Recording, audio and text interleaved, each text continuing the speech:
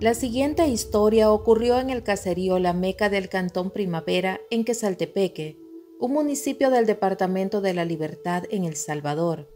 Eric Alexis García era un pequeño de 3 años de edad.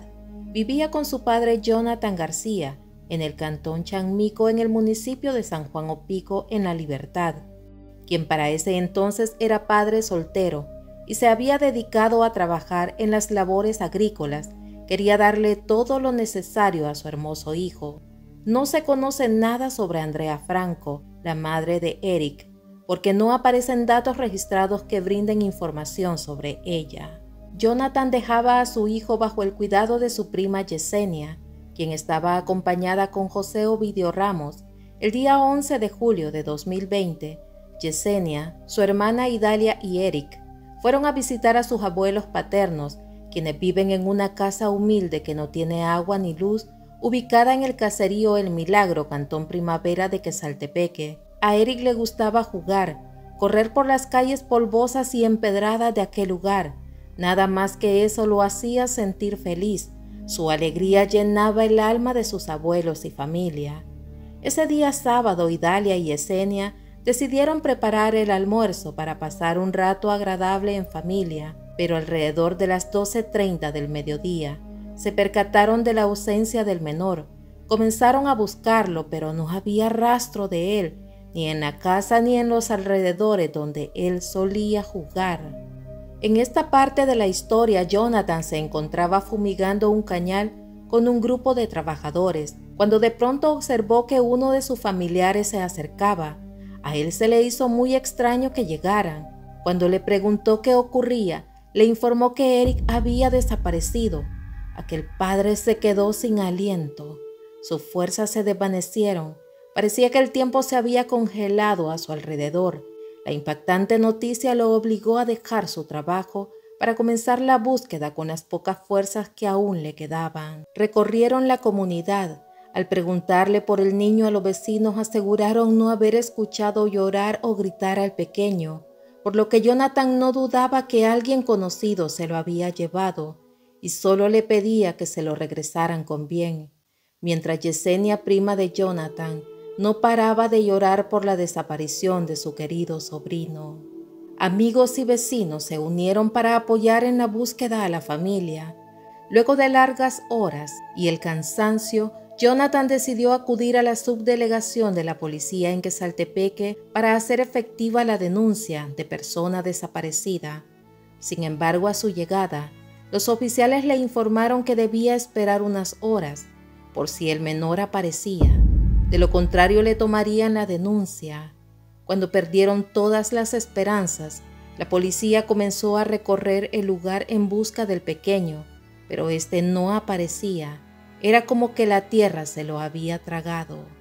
Pero 4 días después, para ser exactos el 15 de julio 2020, en el sector conocido como La Lava de la comunidad La Meca, a tan solo 30 metros de la casa de los abuelos de Jonathan, una corta distancia, un poblador observó cómo un grupo de aves de rapiña se agrupaban en un sector. Se dirigió hasta ese punto para ver de qué se trataba. Entonces descubrió una espantosa escena. Las aves estaban devorando un cuerpo que tenía las mismas características del pequeño que había sido reportado como desaparecido 4 días antes. La noticia comenzó a circular por la comunidad. Los pobladores estaban asombrados y consternados. Llamaron a las autoridades para que se hicieran presentes. Al llegar la policía, se impactó al ver el cuerpo de un menor. Desde un inicio, las autoridades concluyeron que el niño no caminó por ese lugar, ya que sus pies no presentaban señales de haber caminado sobre la piedra volcánica. 20 metros después, encontraron las prendas de un menor, las que según sus familiares vestía el niño aquel sábado 11 de julio 2020, día en que desapareció. Los compañeros de trabajo de Jonathan se acercaron a él para darle la terrible noticia, que dejaría un inmenso vacío en su corazón. Ese padre que luchaba constantemente por su hijo había perdido las esperanzas de volverlo a abrazar ya nada era igual. Para todo fue muy raro que el cuerpo se encontrara en ese lugar, donde buscaron en repetidas ocasiones al pequeño y no lo encontraron, por lo que Jonathan le dijo a la policía que el día de la desaparición de Eric notó extraña a su familia.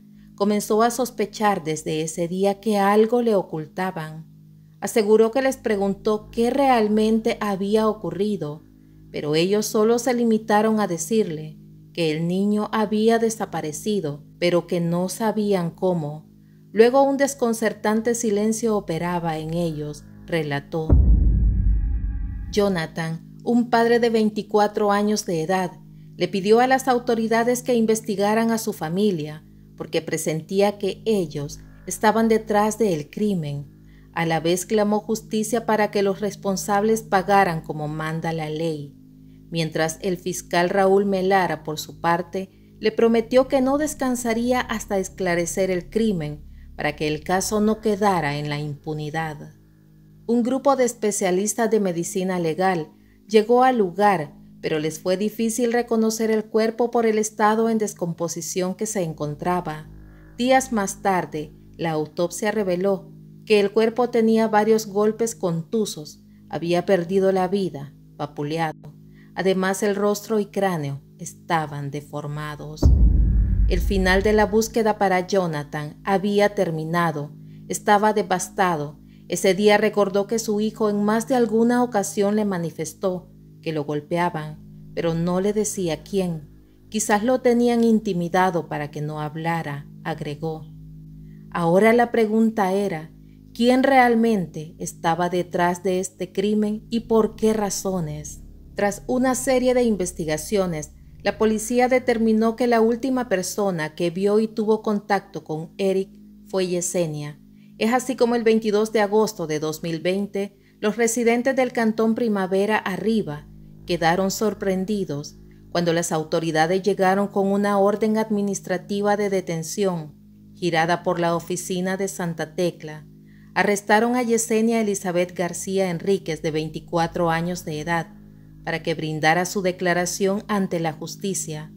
José Ramos reafirmó que Yesenia siempre ha sido cariñosa con sus hijos, nunca observó actitudes violentas y calificó de injustas las acusaciones en contra de su compañera de vida. Pero días más tarde, la Fiscalía lo presentó como testigo criteriado, a quien le brindaron beneficios penales para que colaborara con las investigaciones. Pero su testimonio no fue necesario, debido a que Yesenia decidió someterse al procedimiento abreviado y relató con lujo de detalle, de manera libre y espontánea, cómo terminó con la vida del niño. En su relato dijo que aquel sábado 11 de julio de 2020, antes de que el reloj diera las 12 del mediodía, se condujo con Eric detrás de la casa, donde había un barril con agua para bañarlo. Dijo que el menor se resbaló y cayó al suelo. En ese momento, con la ayuda de un palo de jocote, comenzó a propinarle múltiples golpes, tanto en la cabeza como en el cuerpo, hasta dejarlo sin vida.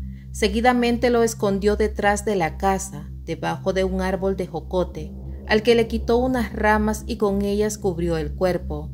Su relato continuó, asegurando que a eso de la 1 de la madrugada despertó a su compañero de vida. Le confesó que le quitó la vida a su sobrino al caérsele mientras lo bañaba, que la ayudara llevando el cuerpo hasta la lava. Ambos lo sacaron del terreno para trasladarlo al lugar antes mencionado. El Tribunal Primero de Sentencia de Santa Tecla condenó a Yesenia Elizabeth García a 14 años de prisión por homicidio agravado en perjuicio del menor Eric Alexis García Franco. Dentro de la investigación no hay informes que revelen si el compañero de vida de Yesenia recibió alguna condena por el delito de encubrimiento. Además, el fiscal dijo que no se logró establecer el motivo del crimen, pero el hecho se catalogó como un ataque de ira desde el momento que Yesenia tomó el objeto para quitarle la vida al pequeño Eric. No obstante, el hecho se tipificó como un crimen agravado.